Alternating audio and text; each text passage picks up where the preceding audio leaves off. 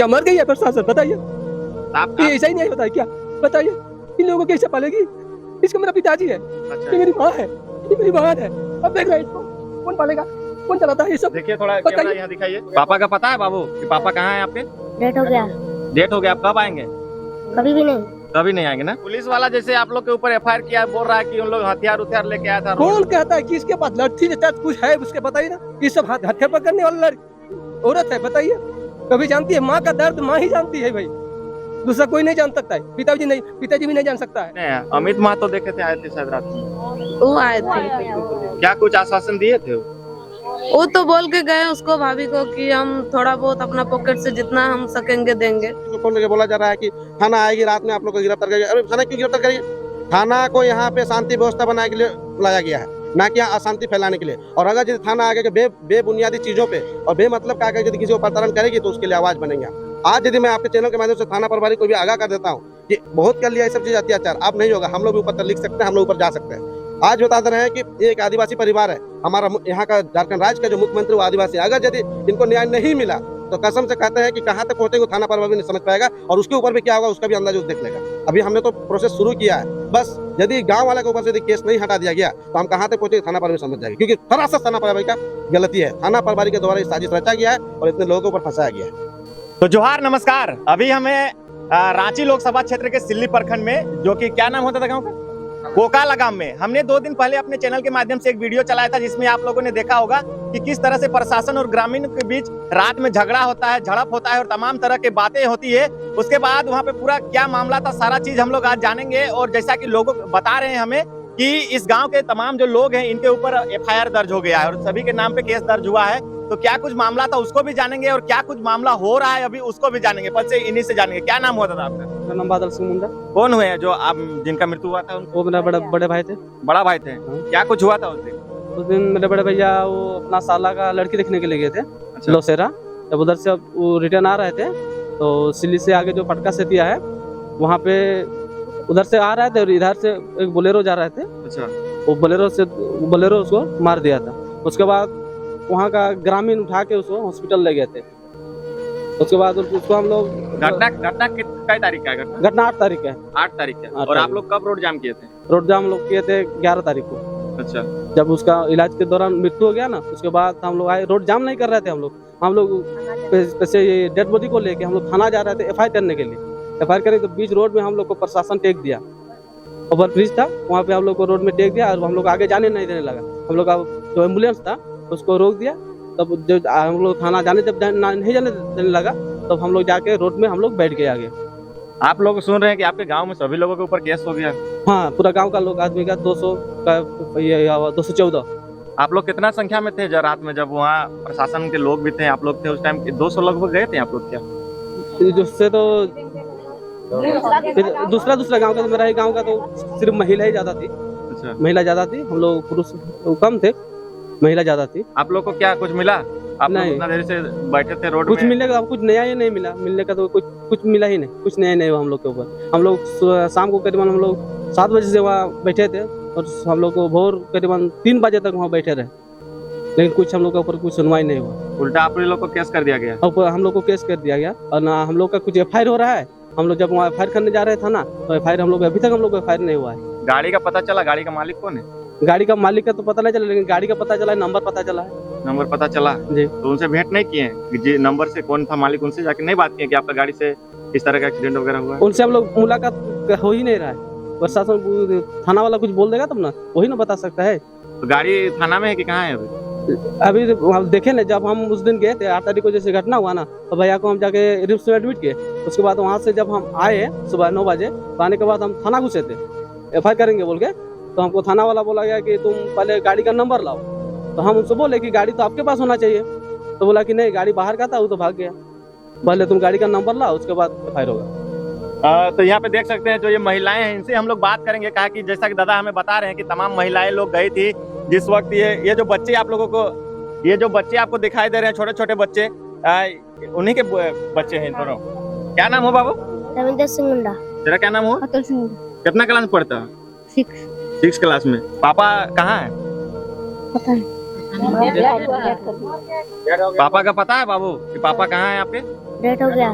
Date हो गया, आप कब आएंगे? कभी भी नहीं। कभी नहीं आएंगे ना? आप ही उनके परिवार हुए? हाँ।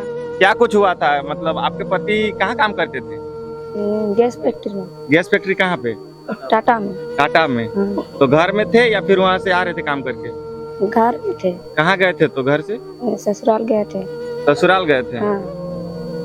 आप लोग को, आप हॉस्पिटल गए थे देखने के लिए उनको? गए थे। कैसा हालात था वहाँ पे? बुरा हाल था। बुरा हाल था।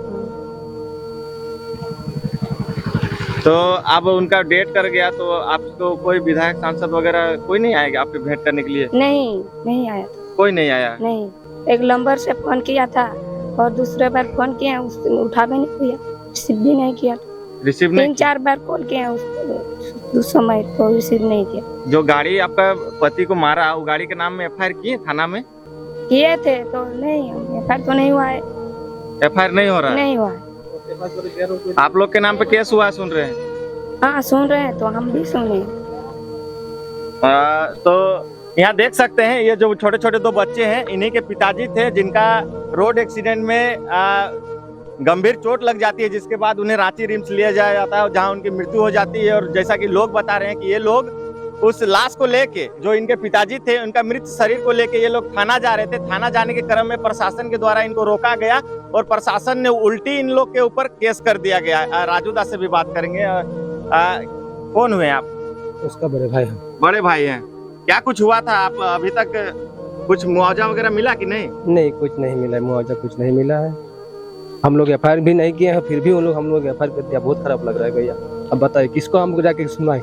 वहाँ जाए, जब थाना गए तो थाना भी तो ऐसा ही कर दिया कि हम लोगों को एफआईआर कर दिया। इसका मतलब क्या रीजन निकलता बताइए आप लोग गए थाना एफआईआर करने, आप ही लोग को एफआईआर कर दिया? आप हम लोग एफआईआर कर दिया क्यों? क्या मर गई है प्रशासन? बताइए। आप ये ऐसा ही नहीं होता है क्या? बताइए इन लोगों को कैसे पालेगी? इसको मेरा पिताजी है, अच्छा, ये मेरी माँ है, ये मेरी बहन है। अब देख रहे हैं इसको कौन पालेगा, कौन चलाता है ये सब? देखिए थोड़ा कैमरा यहाँ दिखाइए, बताइए इनका हाथ ये कहाँ गया? अब बताइए कानून का कोई नाम है कि नहीं है?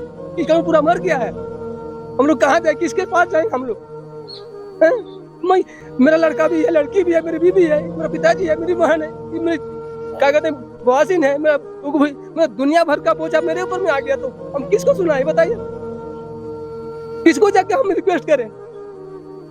हम लोग जब थाना जाते हैं केस करने के लिए, तो हम लोग जब रात को 3 बजे जब छूटे वहां से, हम लोग को तुरंत एफआईआर हो गया। दूसरा दिन भी निकल गया एफआईआर का। और हम लोग जब उस समय बड़ा बाबू को लिखवाए, हाथ में यही लिखी थी कि गाड़ी नंबर भी दिया था, लेकिन गाड़ी नंबर का क्या, उसको छोड़ दो। मतलब हम लोगों का एफआईआर तो नहीं सुना। और जब मेरा हम लोगों के जो ऊपर में जो केस हुआ तुरंत निकल गया पेपर में। कहाँ का नियम है बताइए? क्या आप लोग मांग करना चाहते हैं? तो हम लोग इन लोगों को तो कब से देखिए और आप ही बता दीजिए कि क्या मांग चाहिए हम लोगों को। इसको कुछ नौकरी चाहिए ना, नहीं चाहिए बताइए? हम इतने ही रिक्वेस्ट करें, इसको नौकरी चाहिए, जो मुआवजा है वो मिलना चाहिए। पुलिस वाला तो बोल रहा है गाड़ी भाग गया मार के, तो कैसे आप लोग का? तो कहाँ भागेगा? नंबर तो है ना बाबा। अब बताइए नंबर तो है ना उसके पास। उस दिन जो लिखाए थे रात को 3 बजे, तो नंबर तो दिए ना उसको। तो कहाँ गया है बताइए पुलिस वाला? तो पुलिस वाला जैसे आप लोग के ऊपर एफआईआर किया, बोल रहा है कि उन लोग हथियार लेके आया था। कौन कहता है? किसके पास लड़की जैसा कुछ है उसके? बताइए ना। ये सब हथियार पकड़ने वाला औरत है बताइए? कभी जानती है माँ का दर्द? माँ ही जानती है भाई, दूसरा कोई नहीं जान सकता है। पिताजी भी नहीं जान सकता है। आप लोग वहाँ रोड में हंगामा किए थे? नहीं भैया, कुछ नहीं। हम लोग से रिक्वेस्ट करे थे बड़ा बाबू से कि सर हम लोग जाने दीजिए, हम लोग को डेड बॉडी लेके जाना है, वहाँ जाके हम लोग थोड़ा एफआईआर करेंगे और हम लोग वापस आ जाएंगे। बोल रहा है जाम है, नहीं जाने देंगे।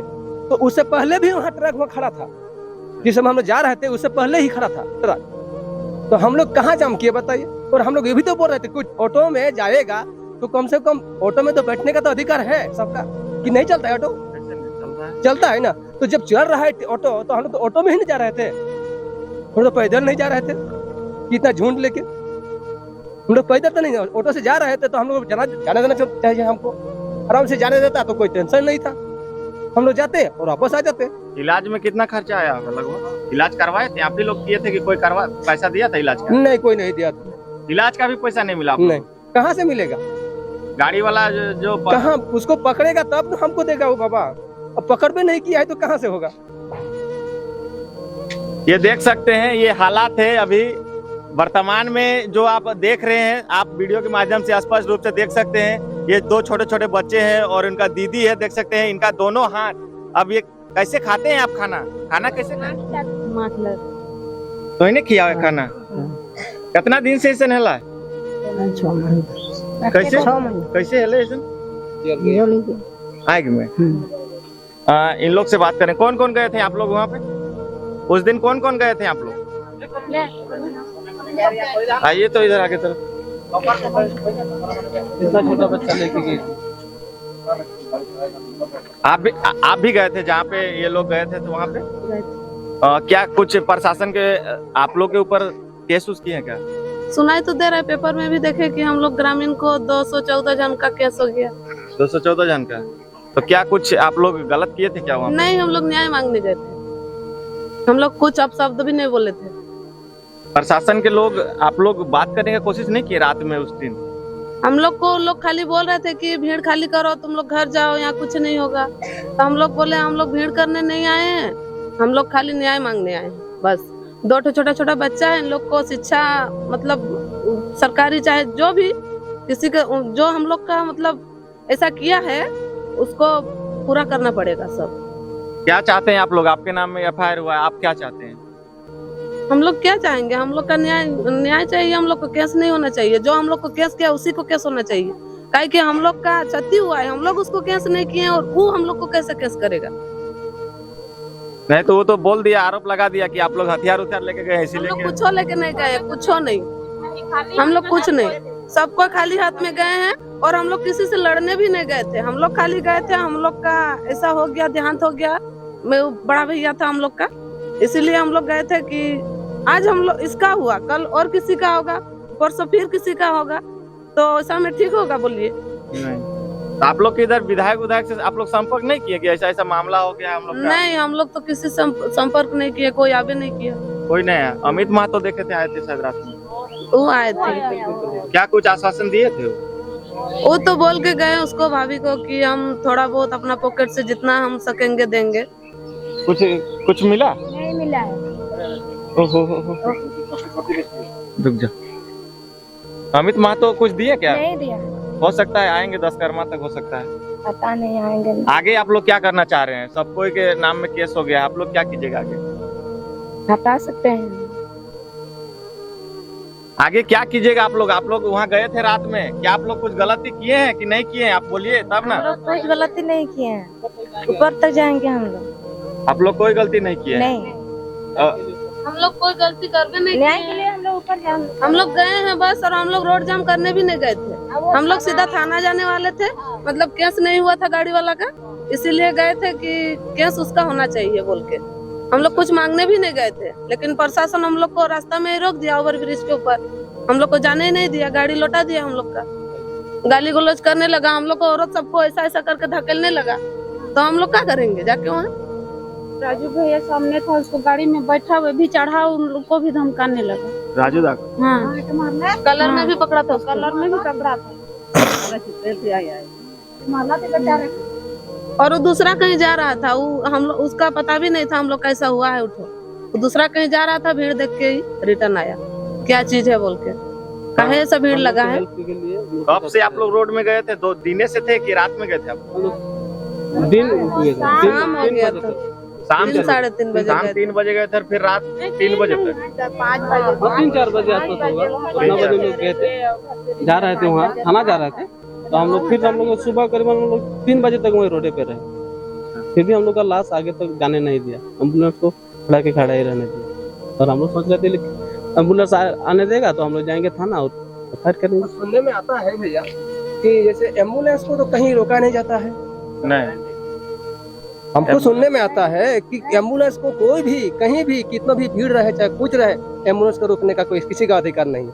तो पुलिस का अधिकार कैसे बन गया भाई? पुलिस नहीं, पुलिस को कैसे सूचना मिला कि एम्बुलेंस पता नहीं जा रहा है? पता नहीं अब कैसे पता चल गया? और हम लोग बोल रहे हैं कि हम लोगों को एम्बुलेंस को कम से कम जाने दीजिए। उसका जानते हैं हम लोगों को 12,000 रुपया उसको देना पड़ा। जब छोड़ा ना हम उसको तो 12,000 रुपया गिन के दिए हैं।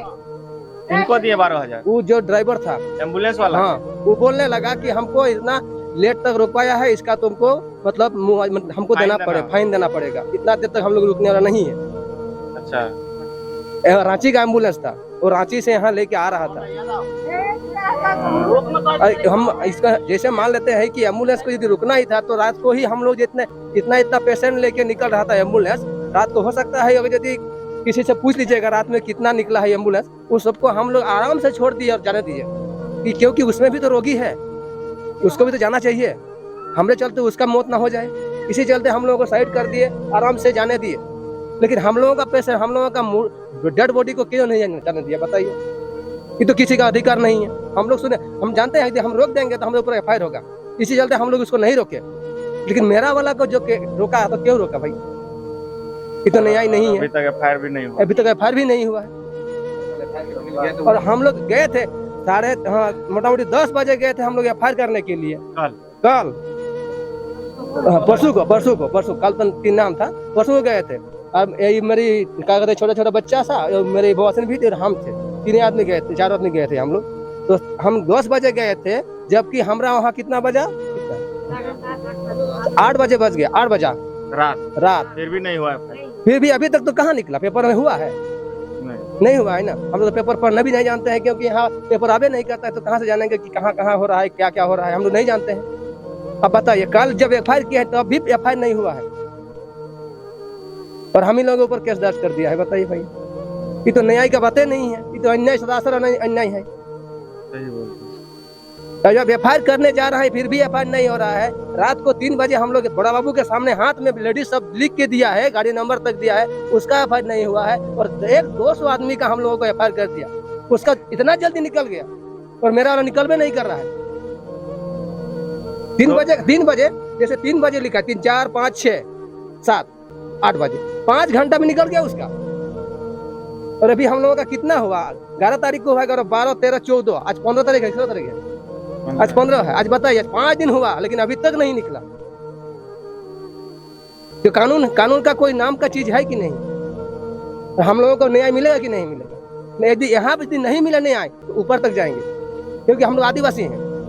अच्छा, आप ही लोग का सरकार है वर्तमान में और इस तरह वही का तो आप लोग बात के साथ है। व्यवहार हो रहा है। वही तो, हम लोग आदिवासी हैं, आदिवासी होते हुए भी इतना कर्म इतना घट रहा है, फिर भी हम लोगों पर कोई कानून नहीं कोई आदिवासी नेता नहीं है आप लोग के बीच? कोई नेता है। तो ऊपर में तो है, मुख्यमंत्री है, तो कोई तो एक्शन नहीं हो रहा है किसी प्रकार का नहीं। तो ये देखिए पूरा मामला हम आपको बता रहे हैं, जो कि आप लोगों ने हमारे चैनल में वीडियो भी देखा होगा। 2-3 दिन पहले हमने एक वीडियो पोस्ट किया था, वहाँ पे सिल्ली के राजू महतो भी मौजूद थे घटनाक्रम में, और इनको मैंने देखा था कि ये प्रशासन के लोगों के साथ कुछ तू में इन लोग के बीच हो रही थी बातें। तो इनसे हम लोग जानेंगे कि राजू दा, आप देखे हम प्रशासन के साथ बातचीत कर रहे थे कि कहीं आप राजनीतिक को लेकर तो वहाँ नहीं पहुंचे थे? देखिए, सबसे पहले तो आपको ये जानना होगा कि अभी आचार संहिता है, इसलिए सबसे पहले देखिए, ये राजनीति और आचार संहिता काल में यदि लोगों का लाश बिछाया जाएगा तो कहीं का न्याय नहीं। ठीक है, हम जा रहे थे सोनातू में, हमारे एक मित्र का, उनकी माता डेथ की थी, तो उनका मृत्यु का भोज था, हम वहाँ जा रहे थे। उसी बीच में रोड के ऊपर देखे जाम लगा हुआ था, लोग दीदी लोग को देखे, हम लोग क्या मैटर, हम जब उठ के पूछे थाना प्रभारी से, मैंने बात की कि भाई क्या मैटर है, तो बोला कि नहीं कुछ नहीं, लोग आगे नहीं जाने देना। हम लोगों से पूछे क्या मैटर, तो पता चला ऐसा घटना घटी थी, 8 तारीख को घटना घटी थी, और जिसका मतलब 11 तारीख को रिम्स में इलाज के दौरान मतलब मृत्यु हो जाती है। तो मृत्यु होने के बाद जब एफआईआर की बात आती है, ये लोग एफआईआर करने के लिए, जैसे बादल लोग बता रहे हैं कि एफआईआर करने के लिए गए हुए थे, तो यदि थाना प्रभारी यदि एफआईआर ले लेता, ठीक है, उनका तो ये अकाउंटेबिलिटी है कि उनको तो जब कोई भी आदमी आए, चाहे गरीब हो, अमीर हो, पीड़ित हो, कोई भी आए, थाना में जो आए, थाना निष्पक्ष तरीके से काम करना चाहिए। उनको एफआईआर लेना उनका पहला प्रायोरिटी होता है, उनको एफआईआर लेना चाहिए था। अगर यदि थाना एफआईआर लेती तो शायद ये लोग रोड पे आते ही नहीं, ना तो इतना लोग वहाँ पे थाना जाने का प्रयास करते। सिंपल सा बात है, अगर ये थाना प्रभारी एफआईआर लेता तो ये लोग वहाँ पहुँचते नहीं। थाना प्रभारी ने एफआईआर नहीं लिया। थाना प्रभारी ने एफआईआर क्यों नहीं लिया? सबसे बड़ा सवाल ये है, जब घटना घटी है कि 8 तारीख को, और जबकि घटना घटने के बाद थाना के ही लोगों के द्वारा वो जो चरचक्का था, जो गाड़ी मारा गया था, ठीक है, उसको टोचन में थाना ले गया था। तो थाना ले जाने के बाद जब ये बंदा जब वहाँ पहुंचे एफआईआर करने के लिए, तो इनको बोला जाता है कि गाड़ी नंबर लेके आओ, इनको बोला जाता है गाड़ी भाग गया। जब हम लोगों ने जब उस दिन रात को जब बांटना है कि, तो बोलता है नहीं गाड़ी हमने रखा, आपने वीडियो के माध्यम से देखा होगा, तो ये क्या चल रहा था? ये कहीं ना कहीं एक राजनीतिक बू थी, बदबू आ रही थी राजनीति की, जो उसके ऊपर थाना पर भी सपोर्ट कर रहा था। तो थाना क्या किसी पक्ष के लिए होता है, किसी पार्टी के लिए होता है? थाना का काम होता है निष्पक्ष और निडर तरीके से जो सही है उसको सही करने के लिए, जो अन्याय है उसको न्याय दिलाने के लिए। और वही न्याय मांगने के लिए लोग गए हुए थे। रात को मतलब आपका शाम के 7 बजे से रात के 3 बजे तक यदि यहाँ पे दूधमुहा बच्चा को लेकर यदि महिलाएं बैठी तो किसके लिए? उस न्याय पाने के लिए। उनका कोई शौक नहीं था कि वो जाकर रोड जाम करेंगे। रोड जाम तो थाना प्रभारी ने करवाया, मोहित कुमार ने वहाँ पे रोड जाम करवाया है। ठीक है, अगर यदि ये लोग यदि थाना के अंदर जाते तो रोड जाम होता ही नहीं। तो कहीं ना कहीं ये राजनीतिक षड्यंत्र है और उस षड्यंत्र के दौरान इनको रोड में रोका गया ताकि इनके आचार संहिता का उल्लंघन का काम किया जाए। मेरे ऊपर तो बोला भी गया कि आप आचार संहिता का उल्लंघन करते हैं। मैंने कहा कोई आचार संहिता का उल्लंघन नहीं किया। आचार संहिता का आड़ पे क्या ऐसे लोगों की लाशें भी चलती है। देखिए 7 मार्च को फिर एक घटना घटी थी टुटकी का, उसके ऊपर भी एफआईआर नहीं किया जा रहा था। उस दिन भी जब हम लोग पूरा लोग आए तब जाकर एफआईआर किया गया। उस दिन भी एफआईआर हुआ, उसके बाद रोड जाम छोड़ दिया गया। उससे कुछ महीने पहले भी बासुडी का केसेस हुआ था और ऐसे ही लोग मार रहे हैं। लोकल लोगों के द्वारा वो एक्सीडेंट हो रहा है। बताइए कि इस तरह से एक्सीडेंट होते चले जाएंगे, किसी का परिवार के परिवार नुकसान होते चला जाएगा और ये लोग सिर्फ और सिर्फ लाख रुपये मुआवजा। लाख रुपये मुआवजा क्या होने वाला है? मुझे तो दबी जुबान सुनने में आ रहा है कि गाड़ी किसका है। गाड़ी तो शायद विधायक जी का काफी लगा गाड़ी है, लोगों ने देखा भी है। वो गाड़ी हमेशा काफी लगा पीछे चलता है, तो किसी कारण से वो गाड़ी पीछे रह गया था और वो पीछे रहने के कारण वो हाई स्पीड में जा रहा था, जाकर ठोक दिया और उसी दौरान मतलब गंभीर चोट आई तो मृत्यु हो गई। आप हमें मुझे ये बताइए, वो यहाँ के जनप्रतिनिधि जो लोग हैं, ठीक है, उनकी गाड़ियों के द्वारा यदि किसी का मृत्यु हो जाती है और वो जनप्रतिनिधि को मुआवजा नहीं दिला सकते तो काहे का जनप्रतिनिधि जी, क्या का जनप्रतिनिधि? दूसरी बात मैं ये कहता हूँ कि थाना प्रभारी जो मोहित कुमार ने यहाँ 200 लोगों पर जो एफआईआर किया है, अगर यदि एफआईआर नहीं रोका गया तो उनको भी हम उनका औकात दिखाएंगे हम कहाँ तक पहुँच सकते हैं। सिर्फ कलम की ताकत उनके पास नहीं, कलम की ताकत हमारे पास भी है। हम भी लिखेंगे क्योंकि हमने ना तो हम लोग वहाँ पे वेपन्स लेस थे, हमारे पास कोई हथियार नहीं था जो उन्होंने हमारे ऊपर धारा लगाया कि हमने वहाँ पे नाराबाजी किया। पूछ लीजिए यहाँ पे जितने भी लोग हैं, जितने भी महिलाएं, जो भी लोग वहाँ पे थे, कोई नहीं वहाँ पे नाराबाजी किया था। हमने कहा था कि हमें थाना जाने दीजिए, हम लोग एफआईआर करेंगे और हमारा यदि एफआईआर हो जाता बाद में हम लोग अपना काम कर लें। यदि लाइव का वीडियो देखेंगे तो वहाँ भी मैंने थाना प्रभारी से ये बात बोला था कि एफआईआर हो जाने के बाद वो हम लोग देख लेंगे, 2 महीना 2 साल 1.5 साल जो भी लगेगा उनको एक उचित मुआवजा मिलेगा। ये इनके छोटे छोटे बच्चे हैं, एक बूढ़ी माँ है। अब दीदी को देखिए, इधर उनके पिताजी बैठे हुए, देखिए इधर वो उनके पिताजी हैं। इनको कौन पोसेगा? अभी यदि त्वरित मुआवजा कुछ न दिया जाए तो इनको पोसेगा कौन? तो हमने कहा था कि त्वरित मुआवजा इसलिए दिया जाए क्योंकि वो जो व्यक्ति जिसका गाड़ी है, ठीक है, वो कहीं ना कहीं 1 लाख रुपए की बात कर रहा था इनको सेटलमेंट करने के लिए। तो 1 लाख रुपए में क्यों सेटलमेंट करेगा? 1 लाख रुपया अभी उसको दीजिए ताकि वो अभी का भरण पोषण कर सके, ठीक है। और हो सकता है कि जब उनका इंश्योरेंस के माध्यम से या फिर पता चला कि गाड़ी का इंश्योरेंस भी खत्म हो चुका था, तो जो भी माध्यम से सरकार का मतलब as per process, non set process से जो उनको पैसा मिलता, हम आपको 1 लाख रुपया वापस कर देते। एक मध्यस्थता हो सकती थी कि नहीं हो सकती थी? क्योंकि जो गाड़ी मारा है उसका ओनर यही है, उसका ओनर लोकलिटीज का है, तो एक मध्यस्थता हो सकती थी। लेकिन थाना प्रभारी का भी उस पक्ष बनने के लिए इस पक्ष के ऊपर दबाव दिया। तो कहीं ना कहीं देखा जा रहा है तो थाना का जो प्रभारी है, ठीक है, वो इस गरीब तबके लोगों को दबाने की कोशिश कर रहे हैं और कोई पॉलिटिकल पार्टी को सपोर्ट कर रहे हैं। तो यहाँ साफ साफ दिख रहा है कि यहाँ की राजनीति की बदबू आ रही है, ठीक है। षड्यंत्र रचा गया और इन लोगों को फंसाया गया। आज 200 लोगों पर जो एफआईआर हुआ है, ये कहीं ना कहीं षड्यंत्र का ये मायाजाल दिख रहा है।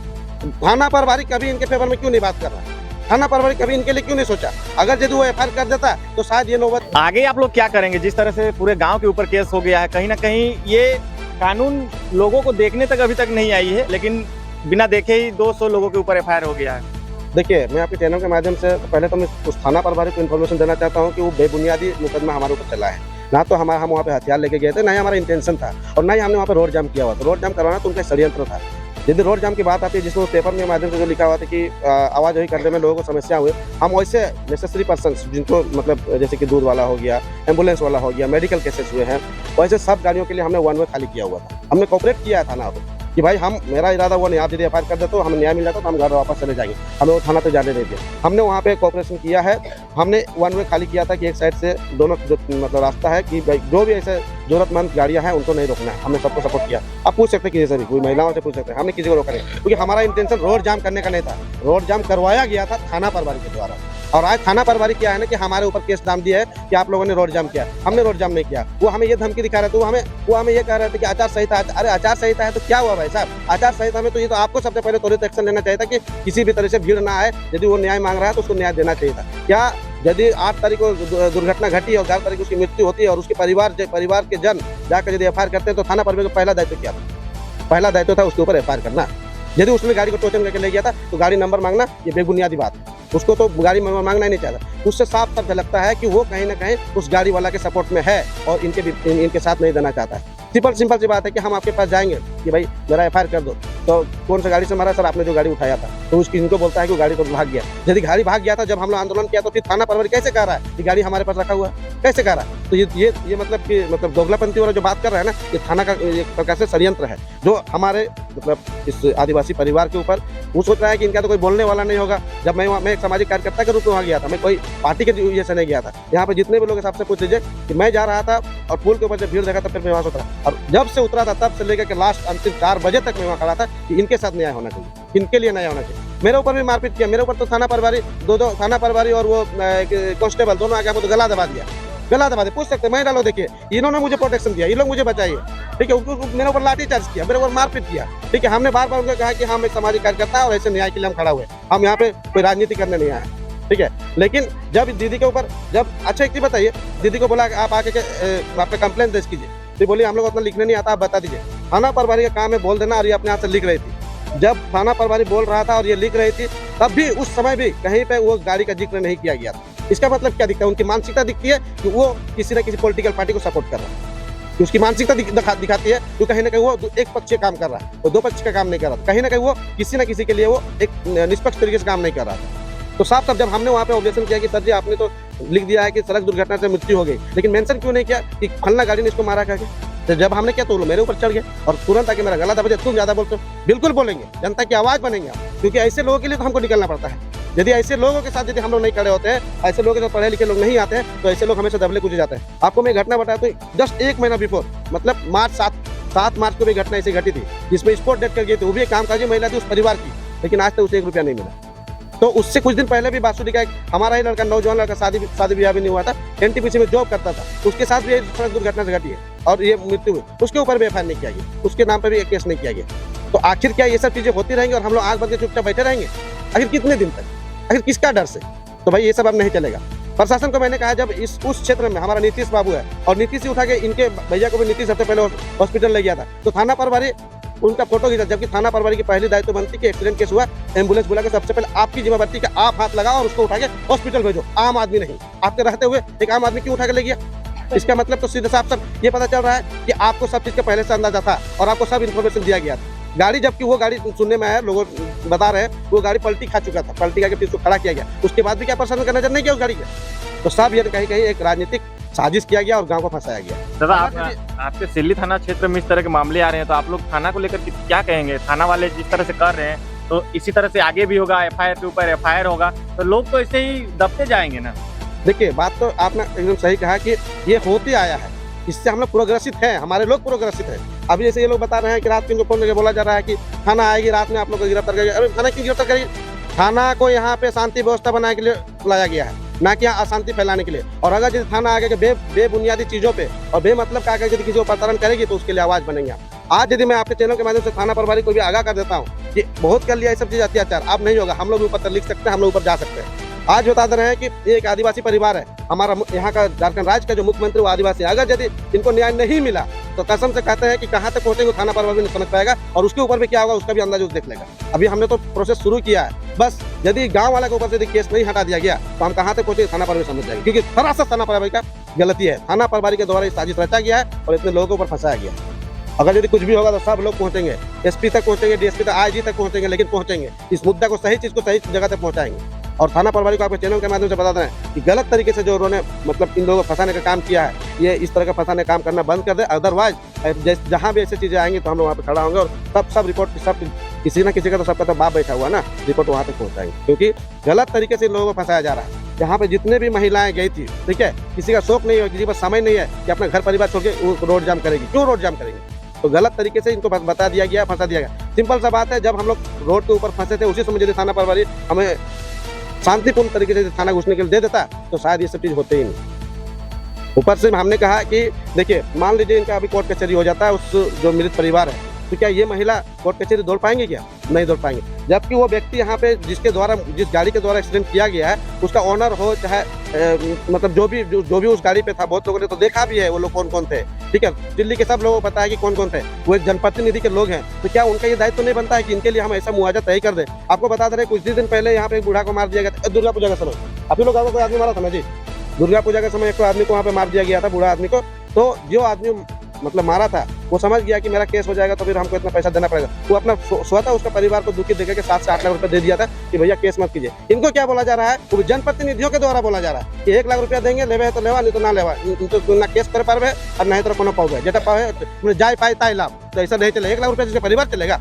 इनके बच्चों के लिए एक सुविधा देना पड़ेगा, इनके बच्चों को पढ़ाने के लिए आवासीय स्कूल और व्यवस्था करना पड़ेगा। इनके परिवार कैसे चल सकता है। अब देखिए उनकी दीदी का क्या स्थिति है, उनकी बुढ़ी माँ, उनके बूढ़े पिताजी, वो मेडिकल के कैसे चले, दवा पानी कौन ला कर देगा, 1 लाख रुपये से चलेगा क्या। तो इनको जो भी है उचित मुआवजा मिलना चाहिए। दूसरी बात, अगर थाना प्रभारी यदि अपना रिपोर्ट को गलत तरीके से जो हम लोग को केस किया है, अगर यदि इस पर सुधार ना किया जाए, ठीक है, तो हम लोग ऊपर से जाएंगे। कहीं आप लोग का ध्यान भटकाने के लिए तो केस नहीं किया है कि जो भी है ध्यान भटकाए चाहे जो भी करे, हो सकता है कि कहीं ना कहीं वो एक राजनीतिक पार्टी का सपोर्ट कर रहा है। और ये मैं इलेक्शन कमीशन तक जाऊंगा, इलेक्शन कमीशन तक जाऊंगा कि आज यदि ये स्थिति है तो हो सकता है इलेक्शन के समय में वो इस तरह का एक पार्टी को सपोर्ट करेगा। तो ऐसे थाना प्रभारी को हम छोड़ेंगे नहीं, हम लोग ऊपर। आप लोग से जानेंगे कि राजू दा आप लोग को इतना सपोर्ट कर रहे हैं और आगे तक इनके ऊपर किसी तरह का कुछ होता है तो आप लोग सपोर्ट कीजिएगा। करेंगे, ये आप लोग के लिए लड़ रहे हैं, किसी तरह का इनके साथ होगा तो आप लोग गांव का सब करेंगे। आप लोग भी जा सकते हैं, क्योंकि पुलिस प्रशासन ने हम ही लोग को लाठी प्रशासन साली गोली चला तो साली सबको डंडा चढ़ाओ, उनके पूरा गाली गलौज करने लगा। अब पुलिस लोग ऐसा पूरा धकेल के हटाने लगा पुलिस प्रशासन।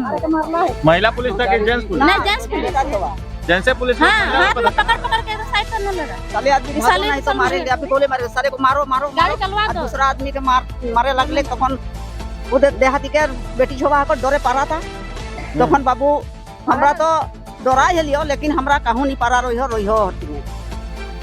हाँ, तो ओकर कोहे दरकार उड़ा रहे, छोटा बाबू रहे न बड़ा बाबू रहे, बड़ा बाबू मोहित कुमार हम नाम पता सब से हम लोग का नाम।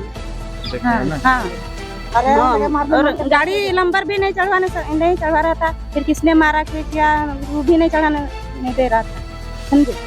तो आप लोगों ने देखा वीडियो में और तमाम लोगों ने जो हमारे साथ राय प्रतिक्रिया दी, आप लोगों को हम बताते चले और एक बार फिर से कि ये घटना 1-2 दिन पहले आप लोगों ने हमारे चैनल में भी देखा होगा, जिसमें रात में ये जो बच्चे दिखाई दे रहे हैं, इनके जो पिताजी हैं, इनको किसी गाड़ी ने रोड में धक्का मार दिया, फिर किसी कारणवश उन्हें चोटिल हो गए, वो फिर अस्पताल ले जाया गया, फिर उनकी मृत्यु हो गई।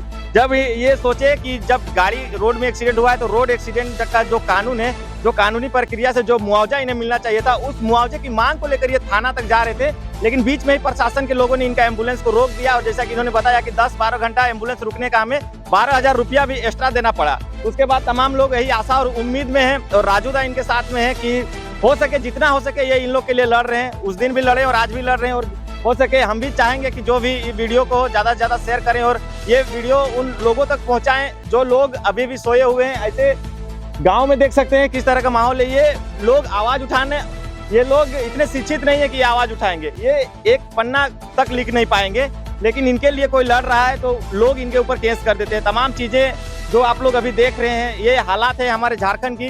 कहीं ना कहीं ये फर्स्ट टाइम नहीं है, हर एक थाना क्षेत्र का भी यही हालात है कि पहले लोग आंदोलन करते हैं, अपना हक अधिकार के लिए लड़ते हैं, धारणा प्रदर्शन में बैठते हैं, फिर उन पे झूठा मूठा का केस लाद दिया जाता है और फिर उन्हें केस में हमेशा सोचते हैं कि केस में हम लोग बजा देते हैं और ऐसे ही उन लोग अपना केस लड़ते रहे और उन्हें कोई मुआवजा वगैरह नहीं मिलता है। तो चलिए आप लोग कमेंट कीजिएगा वीडियो में कि क्या जो ये परिवार के साथ घटना घटित हुई है, कहीं ना कहीं देखा जाए तो एक व्यक्ति का जान गया है, लेकिन इस परिवार में 5-5 व्यक्ति बेसहारा हो गए हैं। अभी ये दोनों बच्चे हैं, इनका तो भविष्य एकदम बर्बाद हो जाएगा यदि किसी तरह का इन्हें शिक्षा और रोजगार को लेकर यदि सरकार नहीं सोचती है तो ये बच्चे क्या करेंगे। और रहा बात इनका, ये तो किसी तरह अपना जीवन यापन कर लेंगे कमा खा के, लेकिन ये 2 छोटे बच्चे हैं, इनका क्या हाल होगा। इनका एक दीदी है, इनका जिस तरह देखिए हाथ ही नहीं है, ये खाना इनका मम्मी खिला देती है, इनका मम्मी भी बूढ़ी हो गई है पूरा। कुछ दिन बाद आप समझ सकते हैं कि ये परिवार के साथ किस तरह की हालात है, क्या बीत रहा होगा। पुलिस वाला घरवा नहीं आ रहा, तुम पूछे देखे लाओ नहीं आ रहा, देखिए पुलिस वाले भी नहीं आए, कम से कम घर आना चाहिए, देखना चाहिए क्या सिचुएशन है, किस आधार पे लोग जी रहे हैं, क्यों आखिर ये लोग मुआवजे की मांग कर रहे हैं, तमाम चीजों को देखना चाहिए था।